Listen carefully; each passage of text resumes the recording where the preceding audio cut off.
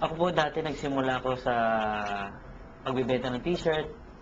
Yun ang unang-unang kong negosyo. Nilalako ko lang yan sa mga kaibigan, kamag-anak, kapitbahay. Ang buhay namin sobrang simple. Simple in a way na hindi ko mako-compare yung buhay ko before and to now.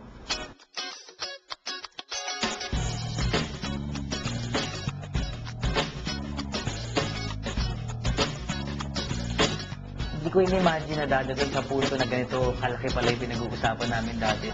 Nagsimula lang sa isang table na lilima lang kami, I think 6 lang kami, na yayaman kami. Alam namin kikita kami pero hindi ganito kalaki.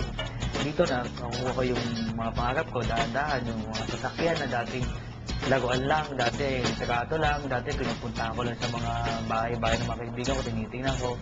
Lahat yun nagkaroon ako sa V-Mobile. Pati yung dream na condo ko before na sa Fort, kumanda kami doon, sabi ko, one day magkakaroon ako ng unit yan. With V-Mobile, nagkaroon ako ng unit.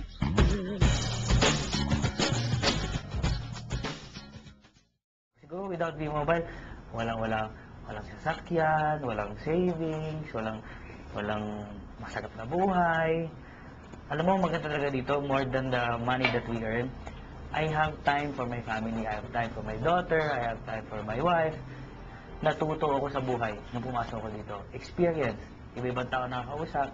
May mayaman, may mahihirap. Madami kang matututunan sa kanila. At ang dami ko naging kaibigan. Alam mo, number one, madami nagsasabi sa akin, si Piwi kasi, kaya naman kasi malaki kinikita niya kasi siya yung 01, siya yung sa taas.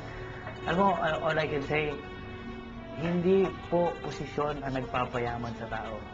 Number one, attitude. Work hard and always believe in yourself. Be positive.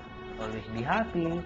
Pinakamagandang i-invite mo talaga sa business natin, family muna. Kasi ngayon, my brother, my sister, my mother, lahat po ng pamilya ko nandito na. Tita ko, pinsa ko, lahat. Yung sapatos na suot mo bago pumasok ng V-Mobile, always remember that shoes. Huwag makakalimutan. For V-Mobile, I wish more power, more blessings to come, and I always wish everyone, all the members of V-Mobile, we are all happy millionaires.